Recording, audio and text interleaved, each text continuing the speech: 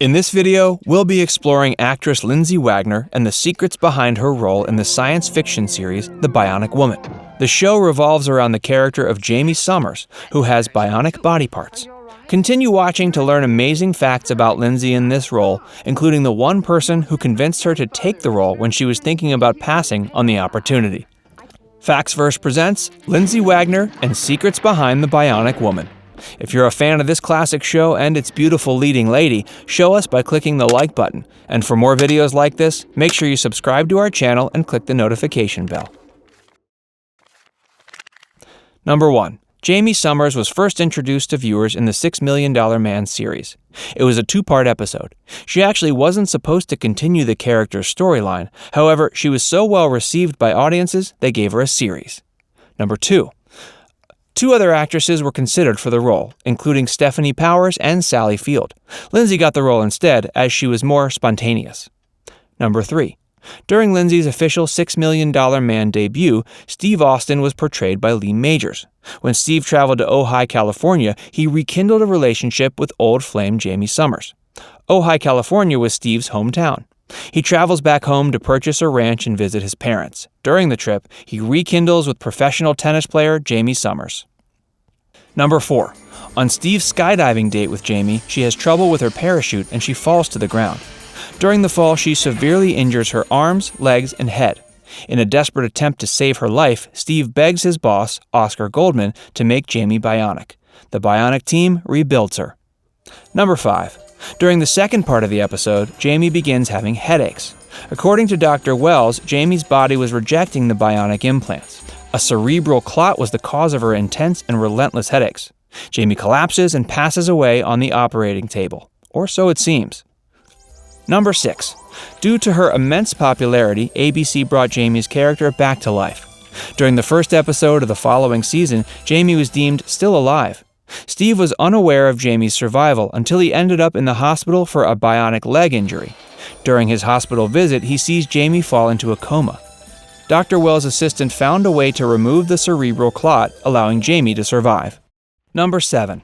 This was the perfect segue into Lindsay's own series entitled The Bionic Woman. This is the project she's most known for. Premiering on ABC in January 1976, the show quickly became the 5th most popular of the year. This was impressive considering the season only aired half of its episodes. The Bionic Woman even ranked higher than the $6 Million Man. Number 8. In the series, Jaime's body has been reconstructed using the same type of implants Steve Austin had. The cost of her rebuild was not revealed in the show. However, it was estimated to be less than $6 million. The reason for the price difference was because her body parts were smaller. However, it's been argued this was a case of male chauvinism, that somehow her bionic body would cost less. Surprisingly, when The Bionic Woman aired in Germany, they changed the name to the $7 Million Woman. Wow. Number 9. In order to keep the show as authentic as possible, the creative producer set clear limitations on Jaime's abilities. For example, he said when building a fantasy series, it's important to prevent chaos. He said if you let the characters do whatever they want because they're bionic, it gets out of hand. This is why Steve and Jaime had tight rules on what they could and couldn't do as bionics. For example, they could jump up 2 stories, however 3 was impossible. Jaime could turn over a car, but not a truck. These types of boundaries kept the series realistic in a world of fantasy.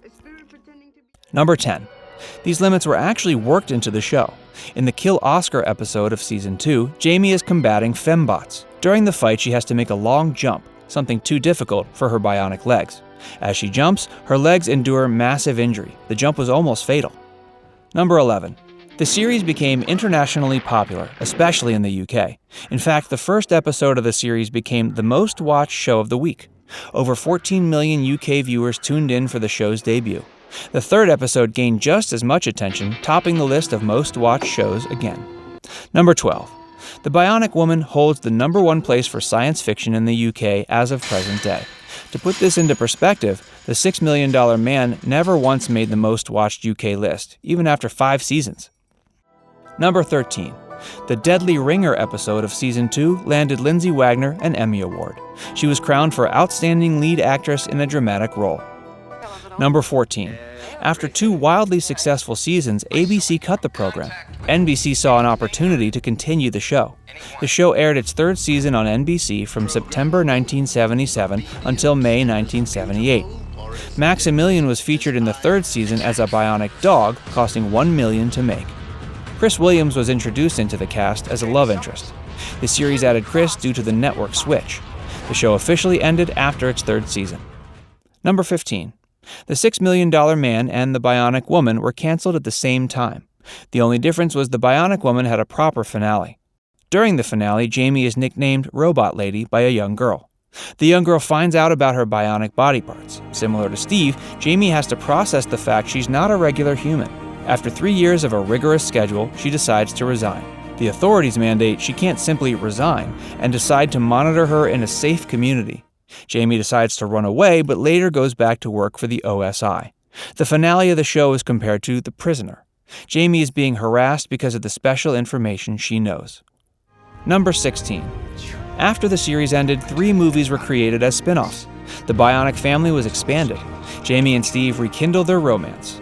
During the final spin-off movie, Jaime says "I do" and upgrades her bionic power. Number 17. Bionic dolls were made after the major success of the series. The dolls were created similar to Barbie. The producers initially denied this, however, many thought bionic dolls looked too similar to a fashion doll instead of a strong hero. Number 18. Jaime's name came from SeaWorld. Yep, that's right. Kenneth Johnson, creator of the show, previously worked on a SeaWorld production. He met a water skier with the name Jaime Sommers. He loved the name so much, he gave it to the character. Number 19. When the fembots came to the series, an uncomfortable mold of plaster had to be made for skin-tight latex. One actress, Janice Whitby, almost lost her job for refusing. Number 20. More than one dog was used as the bionic dog. Maximilian was played by a German Shepherd, however other breeds were brought on set for tricks and canine stunts. Number 21. Lindsay Wagner initially didn't want to play the role, as she thought it was pretty absurd. However, her younger 11-year-old sister loved the $6 Million Man series, so she decided to move forward with it. We hope you learned something new about this iconic series and its all-star lead. If you've ever wondered what Lindsay Wagner did outside the show, you're in luck. We're about to take a look at the exciting life of Lindsay Wagner. If you're enjoying the video so far, please click the like button so we know to make more content like this. Lindsay Wagner was born in LA on June 22, 1949. She's the daughter of William Wagner and Marilyn Louise. At the age of 7, Lindsay's parents divorced. Following the divorce, Lindsay's mother moved to Eagle Rock in Northeast LA. She went to live with her mother. Shortly after, her mother remarried and Lindsay relocated once again, this time to Portland, Oregon. It was here that the actress attended David Douglas High School. Lindsay starred in many plays at her high school. After graduating, she moved to France for a few months. Once back in the U.S., she attended the University of Oregon. After 1 year, she transferred to Mount Hood Community College. 6 months later, she dropped out and moved to L.A. It was during this time that the actress was diagnosed with dyslexia. During her years as a young adult in L.A., she worked as a model. She received minor TV recognition portraying a hostess in Playboy After Dark. She also appeared as a contestant on The Dating Game early on in her career. Interestingly, one of her suitors was Roger Ewing. However, she never selected him. In 1971, Lindsay signed a contract with Universal Studios. She was a contract player for Universal Productions. Her official network debut was on $1 Million Bluff, also known as Adam 12. Following this, the actress appeared in many other Universal shows. These include Sarge, Night Gallery, The FBI, and Owen Marshall, Counselor at Law. From the years 1971 to 75, Lindsay made an appearance in 5 episodes of Marcus Welby, M.D., and 2 episodes of The Rockford Files. Lindsay ventured into film in 1973. Two People was her first feature film. This was also her first starring role. Lindsay co-starred in the popular 20th Century Fox film The Paper Chase in 1973. She played the daughter of Kingsfield, a somber law professor. Her big break came in 1975, under contract with Universal Studios. She was cast for Jaime Sommers. Jaime Sommers was a professional tennis player. Sommers was the childhood crush of Steve Austin, also known as the $6 Million Man. Steve Austin was played by Lee Majors. According to close sources on the show, Lindsay was cast as Jaime Sommers due to her spontaneous and pleasant demeanor. Once producers saw her performance as an actress in The Rockford Files, they knew she was the perfect fit for Jaime's character. In 1976, Lindsay was in a car accident with Michael Brandon, her former boyfriend. The car spun out of control and crashed into a tree. The actress had cuts on her scalp and face. She had a prominent scar from the accident visible on her upper lip. Before marrying, Lindsay was dating Captain Daniel Yoder of the United States Air Force. The pair split when he went to Vietnam. Lindsay married Alan Ryder, music publisher, in 1971. They divorced in 1973. In 1976, she married actor Michael Brandon. However, they parted ways in 1979. In 1981, she married Henry Kingi, a stuntman. She had 2 sons with Kingi, Alex and Dorian. However, the pair divorced in 1984. She married Lawrence Mortorf in 1990. However, the pair split up a few years later. Lindsay continued to act in Hollywood after the iconic series ended. She mainly acted in TV films and TV series. She appeared in Scruples in 1980. She also starred in 3 Bionic reunion movies. The reunion movies were filmed from 1978 to 94. Lindsay co-starred as the ex-wife of Sylvester Stallone in Nighthawks. Lindsay even continued her career with TV roles. This included Jessie in 1984, as well as A Peaceable Kingdom in 1989. In addition, she was featured for an episode of The Fall Guy, Lee Majors' series. Throughout the 90s and 2000s, Lindsay continued to act and appear in various films and TV shows. Her roles became smaller over time until she eventually shifted her focus to teaching. Lindsay Wagner began her teaching career in 2013 at the San Bernardino Valley College. She taught acting and directing for TV and film. Proving she still has the skills to act, she also appeared in the 10th episode of NCIS's 13th season in 2015. Lindsay even ventured into the video game arena, providing her voice for Death Stranding. She voiced the characters of Amelie and Bridget Strand. This was the first time Lindsay used voice acting technology. Lindsay Wagner currently has an impressive catalog of acting credits and awards. Hopefully you learned something new about this talented actress during the video. Now we'd like to hear from you. Do you think The Bionic Woman was Wagner's best achievement, or do you remember her better for a different role? Let us know in the comments. And don't forget to subscribe to FactsVerse for more videos like this.